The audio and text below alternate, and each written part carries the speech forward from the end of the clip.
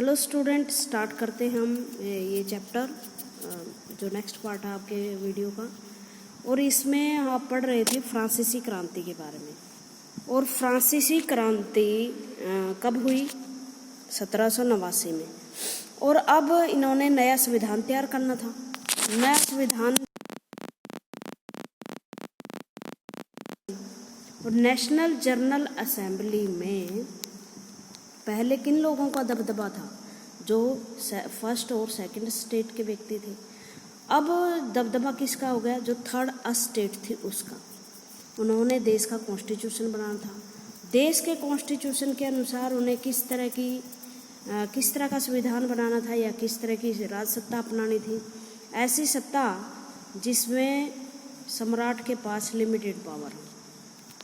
ठीक है, लिमिटेड का मतलब होता है उसके पास सिर्फ इतनी शक्तियाँ हों जो संविधान ने उन्हें सौंपी है। उसके पास एक्सट्रीम शक्तियाँ नहीं होनी चाहिए। शक्तियाँ सरकार के 3 अंगों में बटी होनी चाहिए, जो मोंटेस्क्यू ने कहा था ना, सेपरेशन ऑफ पावर। मोंटेस्क्यू ने कहा था कि शक्तियाँ जुडिशरी, एग्जेक्टिव और लेजिस्लेचर में बांट दी जानी चाहिए। ये आप पोल साइंस में पढ़ते हो कि जुडिशरी का काम क्या है? ये देखना कि संविधान के अनुकूल है या नहीं है। जो कानून बनाए गए हैं, कानून बनाने का काम लेजिस्लेचर के पास है, जिसमें पार्लियामेंट आती है, और एग्जेक्टिव जिसमें मंत्रिपरिषद आती है, और जुडिशरी जिसमें जजेज आते हैं। तो ये संविधान बनाने की तैयारी थी। कैसे उन्होंने संविधान बनाया? France become a constitutional monarchy. सबसे पहले तो आपने कॉन्स्टिट्यूशनल मोनार्की का ही पता होना चाहिए। मुझे ये बताओ, राजा को अधिकार कहाँ से मिलते हैं? राजा को अधिकार पहले मिलते थे ट्रेडिशन पर, जो उस देश के ट्रेडिशन थे उसके आधार पर, कोई कॉन्स्टिट्यूशन के आधार पर नहीं। अब ऐसे संविधान बनाया जिसमें राजा की शक्तियों को लिमिटेड बना दिया और उसे वो शक्तियाँ दी गई जो कॉन्स्टिट्यूशन के अनुसार थी। वो उतनी शक्तियों का प्रयोग कर सकता था जितनी शक्तियाँ उसे संविधान ने दी, उससे ज़्यादा नहीं। The national assembly completed the draft of a constitution in 1791। Its main objective was to limit the power of the monarch, जिसका काम था मोनार्क की पावर को लिमिट करना। This power instead of being concentrated in the hand of one person, ये शक्तियाँ एक ही व्यक्ति के हाथ में पावर को रिस्ट्रिक्टेड करते थे कि भी पावर जो है एक व्यक्ति के हाथ में ना हो, पावर सेपरेट हो, पावर भिन्न भिन्न हो। क्योंकि जितनी शक्ति व्यक्ति के हाथ में चली जाती है ना,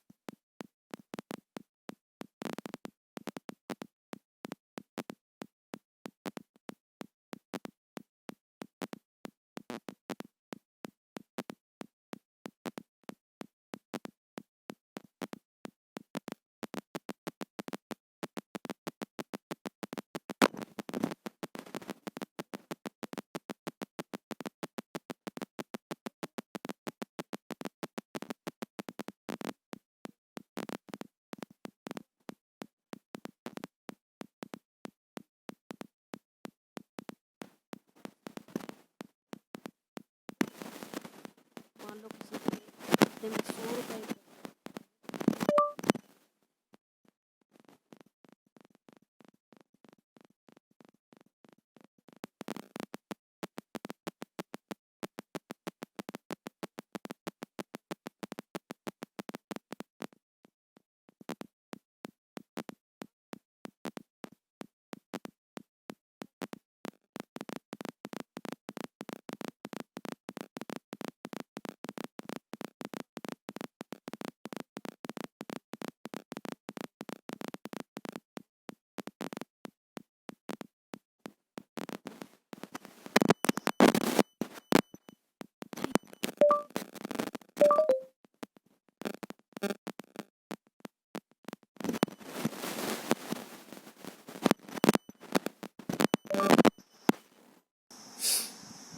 उसके बाद आगे चलते हैं। The declaration of the right of man and citizen planned by the artisan. 1790 में ये चित्र आया था, देख लो चित्र, जिसमें declaration of the rights of man, जिसमें व्यक्ति के, ये संविधान बनाया था ना, इसमें व्यक्ति के अधिकारों को पेंट किया गया। मतलब ये ऐसा संविधान था जिसमें अधिकारों को दिया गया था। देखो प्रतीक लेडीज हैं, लेकिन जब अधिकारों की बात आई तो अधिकार कुछ दिए गए नहीं है लेडी को। डिक्लेरेशन ऑफ मैन्स, सिर्फ मैन और सिटीजन। अब जिसके पास वोट नहीं है उसको सिटीजन भी नहीं माना जा रहा, ठीक है। आदमी को वोट दिए गए, भेदभाव खत्म नहीं हुआ है। स्टेट का भेदभाव शायद खत्म हो गया हो, लेकिन डिस्क्रिमिनेशन अब भी है। Man are born and remain free and equal in rights. आदमी फ्री है और उसके अधिकार भी क्या है, इक्वल है। ये बात किसने की थी आपको याद है? रूसो ने। The aim of every political association is the preservation of the natural and the inalienable right of man. They are liberty, property, security and resistant of the oppression. हर आदमी एक पॉलिटिकल एसोसिएशन बना सकता है जिसके द्वारा अपने अधिकारों को प्रोटेक्ट करता है, अपनी लिबर्टी को बचा सकता है, प्रॉपर्टी को बचा सकता है। और अगर कोई राजा उसके या कोई सरकार उसका ऑपरेशन करती है, दमन करती है, तो उसका विरोध भी कर सकती है। The source of all sovereignty resides in the nation. No group of individual may exercise authority that does not came from the people. ये कहता है सारी सोवरेनिटी किसी राजा में, सोवरेनिटी का मतलब है डिसीजन लेने की पावर, वो किसी व्यक्ति में नहीं है, किसी राजा में नहीं है, तो सारे नेशन में है। मतलब हर व्यक्ति के पास ये अधिकार है कि वो अपने डिसीजन ले सकता है। ये मैन के राइट हम पढ़ रही हूँ, बहुत इंपॉर्टेंट है, याद कर लेना। उसके बाद liberty consist of the power do whatever is not injure to the other. और इसमें लिबर्टी का मतलब जो चाहे वो करना नहीं है, लिबर्टी का मतलब ऐसा काम करना जो दूसरों के अधिकारों को ना छीने। The law has right to forbid only action and that are injurious of the society. आदमी को वो कानून के अनुसार ही स्वतंत्रता है, अधिकार प्राप्त है, और उसके ऐसे कार्य जो समाज को हानि ना पहुंचाए। Law is the extension of the general will. All citizen have the right to participate in its information personally और through their representative. All citizen are equal before it. जो लॉ है वो ऐसे होने चाहिए। मैंने आपको एक जर्नल विल की बात बताई थी। जर्नल विल मैंने ऐसे कानून जिसमें सारी सोसाइटी का लाभ हो। देखो अगर हम इसे विस्तार से पढ़ें तो इसके अलग अलग लोगों ने अलग अलग मीनिंग लिए हैं, लेकिन रूसो ने दिया था ये आइडिया जर्नल विल का। उसके अनुसार हर व्यक्ति कानून का जो असल मकसद वो क्या होना चाहिए, जर्नल विल को वो लीड करे। मतलब सोसाइटी का जिसे आम लोग ये समझे कि ये बिल्कुल सही है सबके लिए, आम लोग ये माने कि ये कानून सही है, तो वो जर्नल विल है।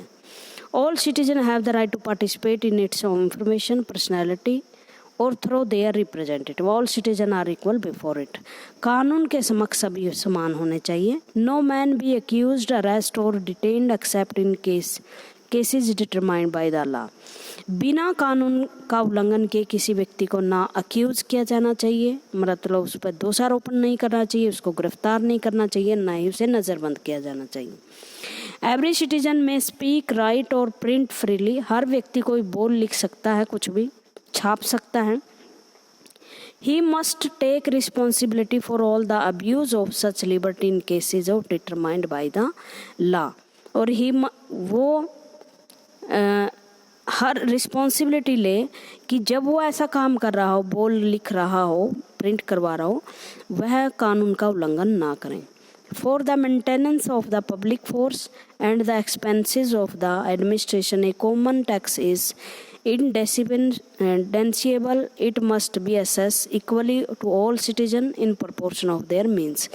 अच्छा सेटअप टैक्स का किया, टैक्स लेकर ही सारी प्रॉब्लम थी ना, तो इन्होंने कहा जितनी कमाई होगी, जितने उस पर रिसोर्सेज होंगे, उतना ही टैक्स लगेगा और वो हर नागरिक को भरना है।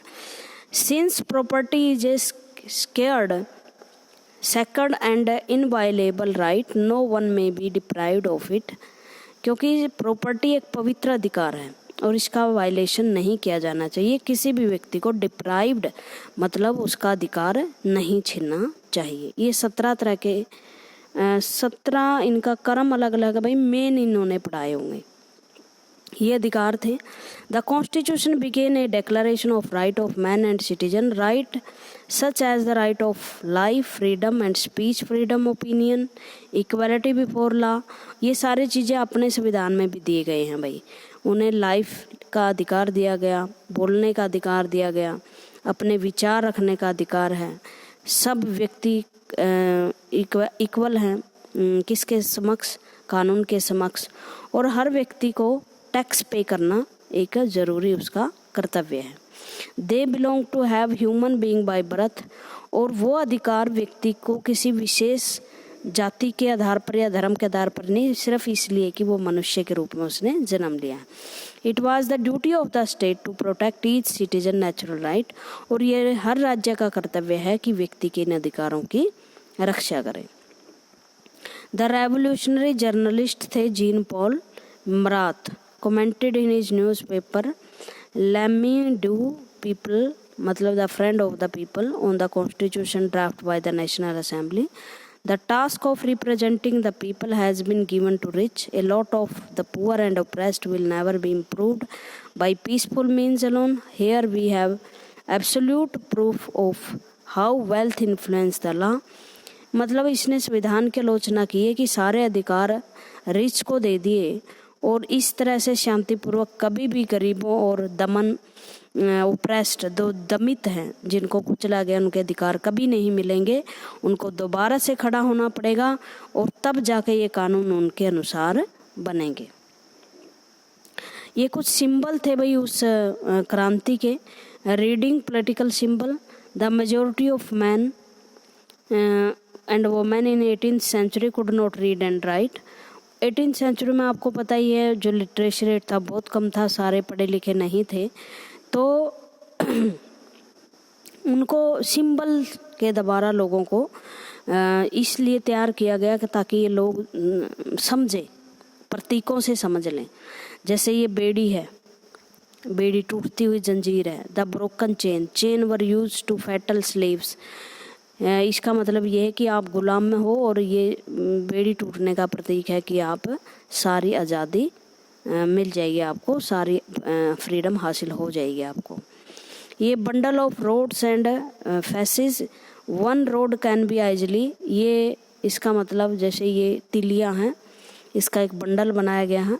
और उन्होंने कहा कि यूनियन इज स्ट्रेंथ, मतलब आपको अकेले को तो सारे तोड़ सकते हैं, लेकिन अगर आप इकट्ठा हो गए तो आपको कोई तोड़ नहीं पाएगा। स्ट्रेंथ लाइज इन यूनिटी, इसलिए मिलकर राजा के विरुद्ध खड़े हो जाओ।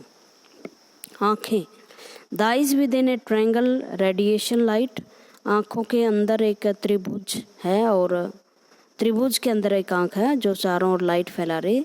The all seeing eyes stand for knowledge, इसका मतलब नॉलेज है, आप पढ़े लिखो, मतलब लोगों को पढ़ने के लिए प्रेरित किया ताकि सारी चीज़ें आप देख सको। उसके बाद है will drive cloud of ignorance, मतलब आंखें खोल कर देखो, जो राजा या चर्च तुम्हें दिखाना चाह रहे हैं वो मत देखो। सिंबल ऑफ रॉयल पावर, ये जो है स्पेक्ट्रे ये रॉयल राजा रखते थे अपने हाथ में भैया। Snake biting its tail to form a ring, symbol of eternity, a ring has neither beginning nor end. मतलब ये है कि जो जिस तरह से रिंग एक गोल होती है, इसी तरह से ये इंटरनिटी का मतलब होता है मतलब यूनिटी टाइप, ठीक है। उसके बाद ये रेड टोपी है, Phrygian cap worn by a slave upon becoming free. जब कोई स्लेव, उस टाइम दास प्रथा हर देश में थी भाई, जब कोई दास आज़ाद हो जाता तो ये एक टोपी पहनता था जिसका प्रतीक था कि वो आज़ाद हो गया है। ब्लू वाइट रेड प्रतीक था the national colour of the France, जैसे झंडे में भी उनके ये कलर अपनाए गए थे। ए विंग्ड वुमन, पंखों वाली, ये पर्सोनिफिकेशन ऑफ द लॉ, कि ये कानून की देवी है और ये कानून सबसे ऊपर है और हर व्यक्ति को इसका कहा मानना चाहिए। The law table, the law is the same for all, कानून सबके समान है और सारे कानून के समक्ष बराबर हैं, कोई व्यक्ति छोटा या बड़ा नहीं है, ठीक है। कुछ महत्वपूर्ण तथ्य हैं ये, जैसे लिबर्टी, इक्वालिटी और यूनिटी इसका नारा था फ्रांसीसी क्रांति का। Explain the meaning of painting, declaration of man and citizen, ये कुछ वर्किंग काम है भैया आपके लिए, कर लेना। France abolishes monarchy and become a republic, France ने किस तरह से मोनार्की ख़त्म की। भाई मोनार्की अब कॉन्स्टिट्यूशनल हो गई थी ना। कॉन्स्टिट्यूशनल का क्या मतलब है कि अब वो पहले राजा डायनेस्टी के आधार पर था, वंश के आधार पर, अब राजा को लिमिटेड पावर दी गई, लेकिन अब उसको भी ख़त्म कर दी जाएगी, रिपब्लिक बन जाएगा ये। देखो रिपब्लिक का मतलब होता है जिसका हेड भी, मैं ये 9th में आपको पढ़ाती थी, जिसका हेड भी चुना हुआ हो। जैसे हमारे भारत में, भारत की क्या स्टेट हेड कौन है, स्टेट है मतलब राज्य का हेड कौन है, राष्ट्रपति है। काम चाहे सारे प्रधानमंत्री करता हो, लेकिन स्टेट का प्रतीक हमारा राष्ट्रपति है। हमारा राष्ट्रपति जनता के द्वारा इनडायरेक्टली चुना जाता है। जनता डायरेक्टली नहीं चुनती, जनता उनको चुनती है जो उसको आगे जाकर राष्ट्रपति को चुनते हैं, मतलब एमपीज को चुनते हैं। हमारा देश रिपब्लिक क्यों है, क्योंकि हमारे देश में जो हेड ऑफ द स्टेट है वो भी जनता के द्वारा चुने जाता है। लेकिन ब्रिटेन जैसे देश है वो, जहाँ लोकतंत्र तो है लेकिन वो रिपब्लिक नहीं है। क्यों? क्योंकि वहाँ के हेड जो हैं वो जनता द्वारा नहीं चुने जाते। अब तक फ्रांस क्या था, रिपब्लिक था ना, रिपब्लिक नहीं था। क्यों? क्योंकि वहाँ कॉन्स्टिट्यूशनल हेड राजा था, अभी भी बनाया हुआ था उसको 1791 के संविधान के अनुसार। अब मेरे ख्याल से वो उसको इस पद से भी हटा देंगे। The situation in France continue to be tense during the following years although Louis 16 had signed the constitution. अब भी कॉन्फ्लिक्ट चल ही रहे थे, कॉन्स्टिट्यूशन पे साइन कर दिए थे, बट उसने क्या किया, पर्शिया का राजा के साथ उसने गुप्त बातचीत करनी शुरू कर दी। भैया आप मेरी हेल्प कीजिए दोबारा से शासन स्थापित करने के लिए। बातचीत, नेगोशिएशन शुरू कर दी पर्शिया के राजा से।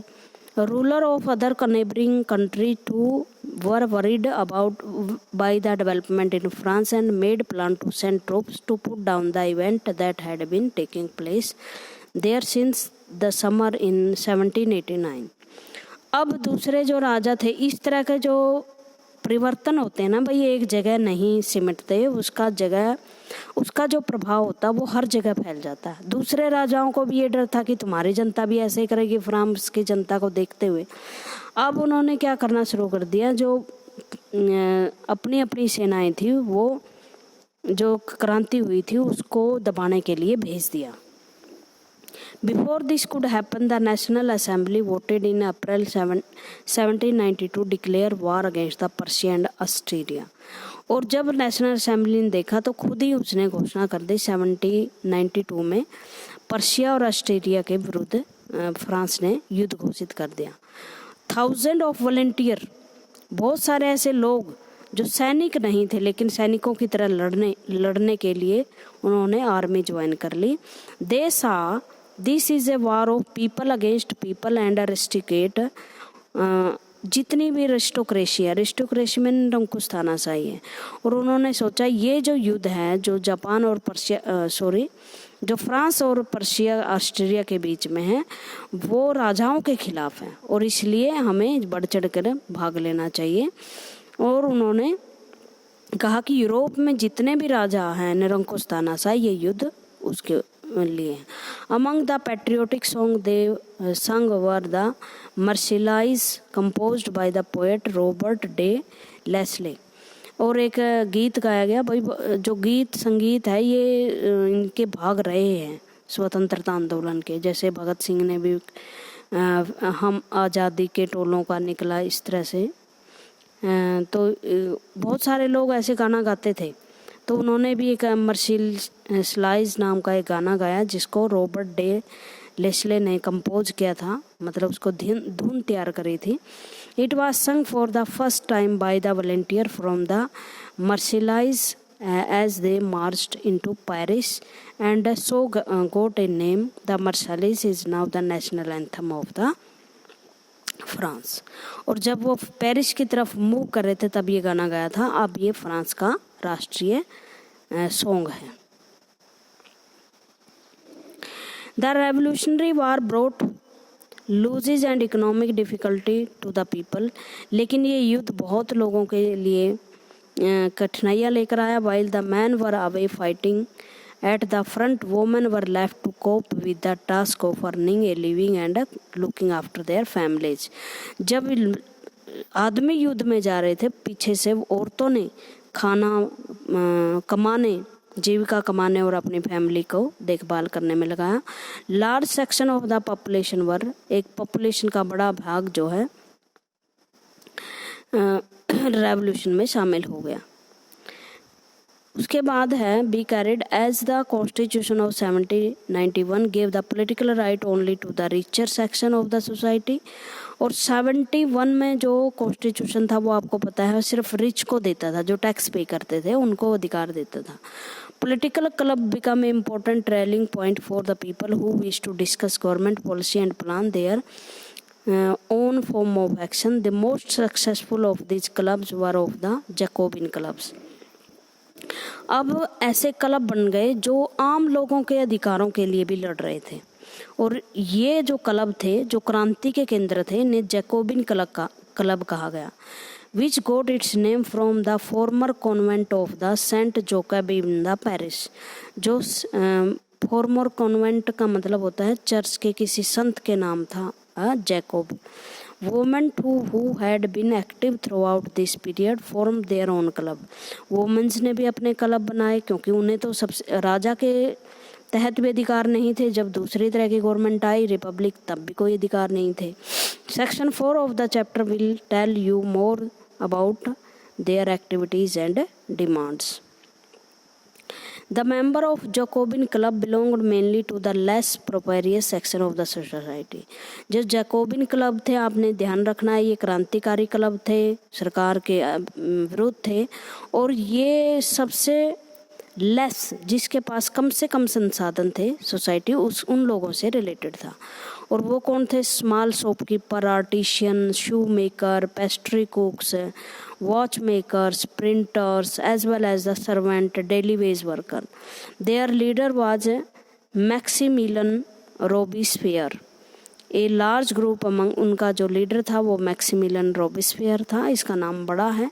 जैकोबिन क्लब के संस्थापक थे ये। Large group among the Jacobin decide to start wearing long striped trouser similar to those worn by the dock workers. और उन्होंने एक स्ट्रिप धारीदार पजामा पहनने की रिवाज चलाया जैसे ये आदमी पहने हुए हैं, जो डॉक मतलब समुद्री जहाज़ों पर काम करने वाले वर्कर्स डालते थे। This was to set themselves apart from the fashionable section of the society, especially noble who wore knee breeches. ये नोबल की तरह था जो बड़े बड़े लोग पहनते थे, नीज घुटनों तक पहनने वाली ब्रेचेस के समान होते थे। आज के लिए इतना ही। Thank you very much.